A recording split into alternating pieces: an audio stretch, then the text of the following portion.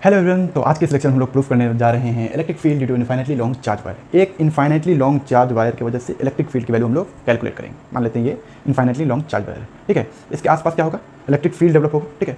तो किसी पॉइंट पे, मान लीजिए आर डिस्टेंस पे किसी पॉइंट पे हमें क्या निकालना है, इलेक्ट्रिक फील्ड की वैल्यू कैलकुलेट करनी है। अगर हिंदी में बोले तो अति लंबे आवेशित तार के कारण विद्युत क्षेत्र की तीव्रता हमें कैलकुलेट करनी है, ठीक है। चलिए, तो ये जो मेरा डेरिवेशन है ये काफ़ी इंपॉर्टेंट है बोर्ड के नज़रिए से। अगर हम बात करेंगे बिहार बोर्ड हो चाहे CBSE हो, तो ये डेरिवेशन कई बार एग्जाम में पूछे गए हैं। तो ये काफ़ी इंपॉर्टेंट डेरिवेशन है और इस डेरिवेशन में हम लोग यूज़ करेंगे गॉस लॉ का।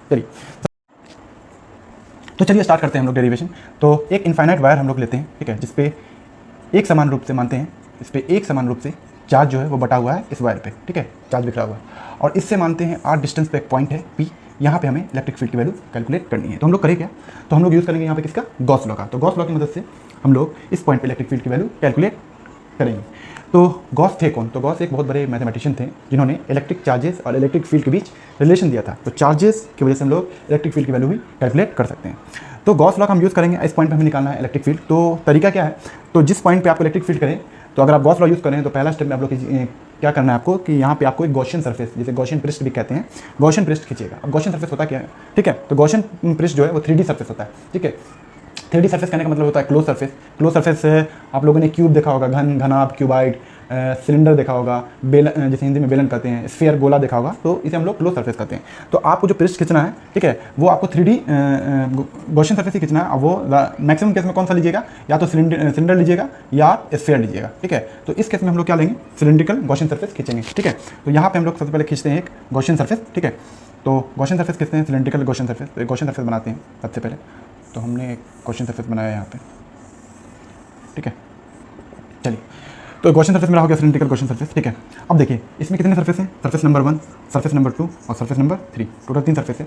अब इस तीनों सरफेस से कितना फ्लक्स निकल रहा है, अगर हम फ्लक्स कैलकुलेट कर लेंगे तो हमारा इलेक्ट्रिक फील्ड, हम उससे आराम से इलेक्ट्रिक फील्ड की वैल्यू कैलकुलेट कर सकते हैं। तो पहला सरफेस, दूसरा सरफेस, तीसरे सरफेस से कितना फ्लक्स निकल रहा है। तो फ्लक्स होता क्या है, तो फ्लक्स का डेफिनेशन है कि number of electric field line passing through perpendicular the surface. किसी सतह से जो इलेक्ट्रिक फील्ड लाइन से, विद्युत क्षेत्र की जो लाइन है वो कितनी निकल रही है, चिरती हुई उस सतह से, उसे हम लोग क्या कहते हैं, इलेक्ट्रिक फ्लक्स कहते हैं। उसका फॉर्मूला क्या होता है फ्लक्स का, phi = E.dA, ठीक है। अगर वेक्टर फॉर्म में लिखेंगे तो E.dA, ए क्या है यहाँ पे, एरिया वेक्टर, ए क्या है, एरिया वेक्टर। तो फाई बराबर क्या हो जाएगा, अगर ये डॉट प्रोडक्ट हटाएंगे तो हमें क्या मिलेगा, cos थीटा मिलेगा। तो हमारा ये फॉर्मूला होता है किसका, फ्लक्स का, E.dA या E.dA cos थीटा। और cos थीटा क्या है, एंगल बिटवीन इलेक्ट्रिक फील्ड और एरिया वेक्टर और इलेक्ट्रिक फील्ड के बीच का ये एंगल है। तो मुझे बताइए कि पहले सतह से जो फ्लक्स मेरा निकल रहा है, ठीक है, तो इलेक्ट्रिक फील्ड का डायरेक्शन जो है वो किधर होगा, इस पॉइंट पर मान लीजिए बात करते हैं। तो इलेक्ट्रिक फील्ड प्लस चार्ज की वजह से इलेक्ट्रिक फील्ड का डायरेक्शन क्या होता है, अवे फ्रॉम द चार्ज। तो इलेक्ट्रिक फील्ड का डायरेक्शन क्या होगा, away from the charge. Area vector किधर होगा, तो एरिया वेक्टर क्या होता है, हम लोग सरफेस के नॉर्मल लेते हैं, सरफेस के नॉर्मल। मान लीजिए ऐसा सरफेस है तो एरिया वेक्टर किधर होगा, ऊपर होगा। अगर मान लीजिए ऐसा सरफेस है तो एरिया वेक्टर किधर होगा, बाहर होगा, ठीक है। तो हमेशा एरिया वेक्टर जो होगा वो सरफेस के परपेंडिकुलर या नॉर्मल लीजिएगा, ठीक है।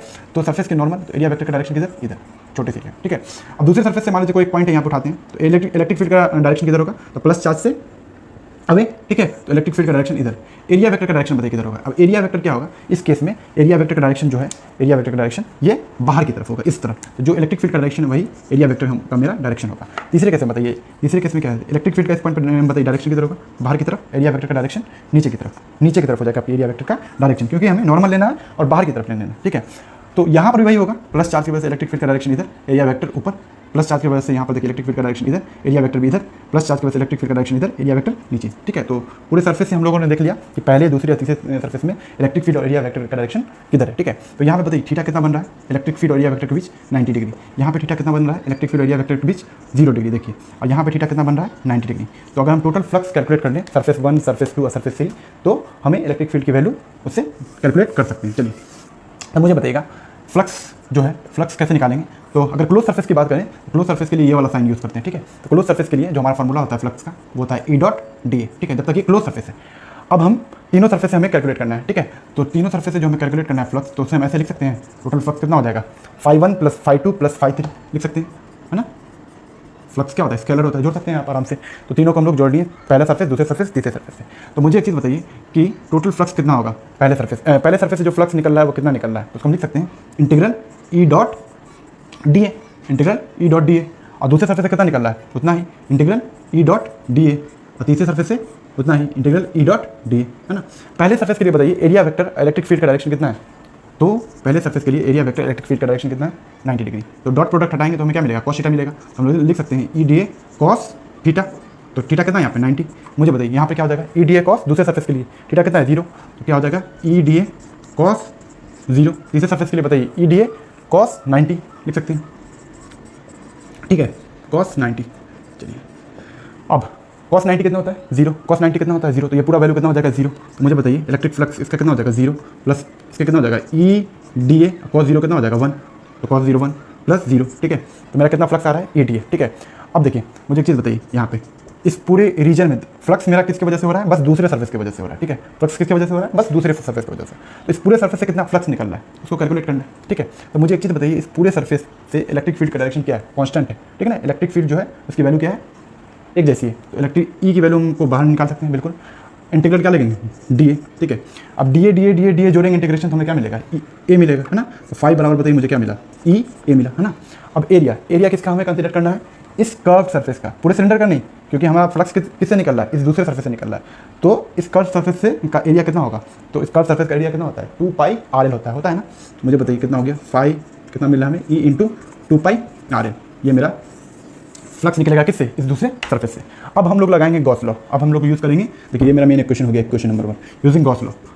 जब हम लोग गॉस लॉ का यूज़ करेंगे तो गॉस लॉ में गॉस ने क्या कहा था कि 5 बराबर क्या होता है क्यू बट्टा एप्सिलॉन नॉट, ठीक है। क्यू बट्टा एप्सिलॉन नॉट। फ्लक्स जो है इसके बस होता है, अंदर कितना चार्ज प्रेजेंट है उसके वजह से फ्लक्स होता है, ठीक है। तो क्यू बट्टा एप्सिलॉन नॉट और 1 बट्टा एप्सिलॉन नॉट गुना होता है बराबर ई इंटू 2 पाई आर एल। इक्वेशन 1 का हम लोग हेल्प लिए हैं, ठीक है। 5 बराबर क्या कर दिए, क्यू बट्टा एप्सिलॉन नॉट, अंदर कितना चार्ज प्रेजेंट है, चार्ज कितना प्रेजेंट है। मुझे एक चीज़ बताइए, कितना चार्ज है इस पर पता है, नहीं पता है। तो हम लोगों ने एक टर्म पढ़ा था लीनियर चार्ज डेंसिटी, कि यूनिट लेंथ पे कितना चार्ज प्रेजेंट है, ये तो हमें पता है। इस पर कितना चार्ज पता है हमें नहीं पता, लेकिन इसकी लीनियर चार्ज डेंसिटी पता है। तो लीनियर चार्ज डेंसिटी का फॉर्मूला क्या होता है, लैम्डा बराबर क्यू बट्टा एल। किसी यूनिट लेंथ पे कितना चार्ज प्रेजेंट है ये तो हमें पता है, ठीक है। तो क्यू नहीं पता है तो क्यू की जगह हम लोग लिख सकते हैं लैम्डा इंटू एल। इसको हम लिख सकते हैं lambda into L but epsilon not into E into 2 pi R L लिख सकते हैं, बिल्कुल लिख सकते हैं। एल से एल कट गया। अब बताइए मुझे इलेक्ट्रिक फील्ड की वैल्यू कैलकुलेट करनी है ना। इलेक्ट्रिक फील्ड की वैल्यू कितना हो जाएगा, लैम्डा बट्टा ये सारा वैल्यू नीचे आ जाएगा, तो 2 पाई एप्सिलॉन नॉट आर। तो इलेक्ट्रिक फील्ड की वैल्यू हमारी क्या हो जाएगी, lambda by 2 pi epsilon naught r. तो इलेक्ट्रिक फील्ड किसके इन्वर्सली प्रोपोर्शनल है, रेडियस के। तो जैसे जैसे डिस्टेंस बढ़ता जाएगा इलेक्ट्रिक फील्ड की वैल्यू हमारी क्या हो जाएगी, इस इनफाइनाइट वायर के केस में वैल्यू घटती जाएगी। तो ये डेरिवेशन रहा, ठीक है। उम्मीद है आपको ये लेक्चर, ये डेरिवेशन समझ में आया होगा। चलिए थैंक यू।